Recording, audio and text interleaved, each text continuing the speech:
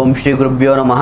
ನಮಸ್ಕಾರ ವೀಕ್ಷಕರೇ, ನಾನು ನಿಮ್ಮ ವಿಶ್ವನಾಥ್ ಶರ್ಮಾ. ಜುಲೈ 29ನೇ ತಾರೀಕು ಗುರು ಪೂರ್ಣಿಮೆ ಇದೆ. ಈ ಹುಣ್ಣಿಮೆಯ ನಂತರ ಗ್ರಹಗಳ ಶಕ್ತಿಯಿಂದ ಆಗುವಂತ ಬದಲಾವಣೆಗಳಿಂದ ವಿಶೇಷವಾಗಿ ಮಹಾದೇವನ ಕೃಪೆ, ಗುರುಗ್ರಹದ ಅನುಗ್ರಹ ಹಾಗೂ ಕರ್ಮಫಲದ ಬದಲಾವಣೆ ಹೊಂದಾಗಿ ಈ 4 ರಾಶಿಯವರಿಗೆ ಅದೃಷ್ಟದ ಬಾಗಿಲು ತೆರೀತಾ ಇದೆ. ಹಾಗಾದ್ರೆ ಆ 4 ರಾಶಿಗಳು ಯಾವುದು ಅಂತ ನಾನು ನಿಮಗೆ ತಿಳಿಸ್ಕೊಡ್ತಾ ಇದ್ದೇನೆ.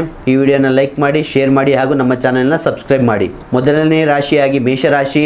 ಮೇಷರಾಶಿಯವರಿಗೆ ನಿಂತಿದ್ದ ಕೆಲಸಗಳು ಮತ್ತೆ ಚಾಲನೆ ಪಡೆದುಕೊಳ್ಳುತ್ತದೆ. ಉದ್ಯೋಗದಲ್ಲಿ ಹೊಸ ಅವಕಾಶಗಳು ಕಾಣಬರುತ್ತದೆ. ಆರ್ಥಿಕವಾಗಿದ್ದಂತಹ ಒತ್ತಡಗಳು ಕಡಿಮೆ ಆಗುವಂತ ಸಾಧ್ಯತೆ ಇದೆ. ಕುಟುಂಬದಲ್ಲಿ ಶುಭ ಸುದ್ದಿಯೊಂದು ಸಂತೋಷವನ್ನು ಹೆಚ್ಚಿಸುತ್ತದೆ. ಎರಡನೇ ರಾಶಿಯಾಗಿ ಕಟಕ ರಾಶಿ. ಕಟಕ ರಾಶಿಯವರಿಗೆ ಗುರು ಪೂರ್ಣಿಮೆಯ ನಂತರ ಅದೃಷ್ಟದ ಚಕ್ರ ವೇಗವಾಗಿ ತಿರುಗುತ್ತದೆ. ಕುಟುಂಬಕ್ಕೆ ಸಂಬಂಧಿಸಿದ ಸಮಸ್ಯೆಗಳು ಪರಿಹಾರದ ಹಂತಕ್ಕೆ ಬರ್ತದೆ. ಉದ್ಯೋಗದಲ್ಲಿ ಗೌರವ ಹೆಚ್ಚಾಗಬಹುದು. ಆರ್ಥಿಕವಾಗಿ ಹೊಸ ಆದಾಯದ ಮೂಲಗಳು ಕಂಡು ಬರ್ತದೆ. ಮಹಾದೇವನ ಆಶೀರ್ವಾದದಿಂದ ಕುಟುಂಬದಲ್ಲಿ ಶಾಂತಿ ಮತ್ತು ನೆಮ್ಮದಿ ಹೆಚ್ಚಾಗ್ತದೆ. ಇನ್ನು ಮೂರನೇ ರಾಶಿಯಾಗಿ ತುಲಾ ರಾಶಿ. ತುಲಾ ರಾಶಿಯವರಿಗೆ ಈ ಹುಣ್ಣಿಮೆಯ ನಂತರ ಹೊಸ ಆರಂಭದ ಸಂಕೇತವಾಗಿದೆ. ವ್ಯವಹಾರದಲ್ಲಿ ಉತ್ತಮವಾದಂತಹ ಅವಕಾಶಗಳು ಕಂಡು ಬರ್ತದೆ. ಸಂಬಂಧದಲ್ಲಿರುವಂತಹ ಗೊಂದಲಗಳು ದೂರವಾಗ್ತದೆ. ಸಂತೋಷದ ಕ್ಷಣಗಳು ಹೆಚ್ಚಾಗ್ತಾ ಹೋಗ್ತದೆ. ನಾಲ್ಕನೇ ರಾಶಿಯಾಗಿ ಮೀನರಾಶಿ. ಮೀನರಾಶಿಯವರಿಗೆ ಹುಣ್ಣಿಮೆಯ ನಂತರ ಹಲವು ಶುಭ ಬೆಳವಣಿಗೆಗಳು ಕಾಣಿಸ್ತಾ ಇದೆ.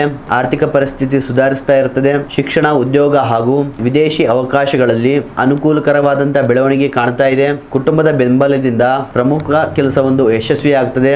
ಶಿವನ ಕೃಪೆಯಿಂದ ಆಧ್ಯಾತ್ಮಿಕವಾದಂತಹ ಆಸಕ್ತಿ ಹೆಚ್ಚಾಗ್ತಾ ಹೋಗ್ತದೆ.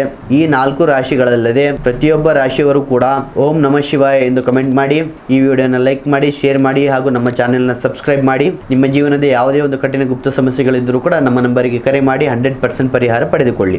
ಮುಂದಿನ ವಿಡಿಯೋಸ್ನಲ್ಲಿ ಸಿಗೋಣ. ಧನ್ಯವಾದಗಳು.